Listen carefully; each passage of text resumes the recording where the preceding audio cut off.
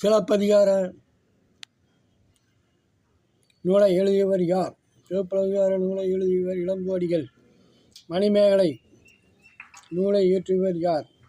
மூலவாணிகர் சீத்தலை சாத்தனார். சீவ சிந்தாமணியை எழுதியவர் யார்? சீவ சிந்தாமணி எழுதியவர் திருத்தக்கதேவர்.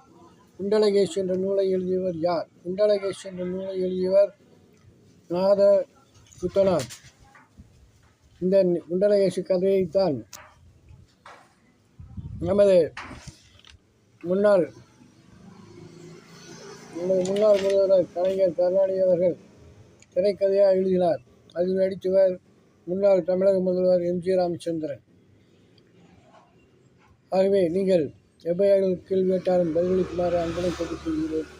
நன்றி நன்றி நன்றி. தேங்க்யூ ஃபார் வாட்சிங். Like, share and subscribe. Thank you for watching again and again. Bye, all the best.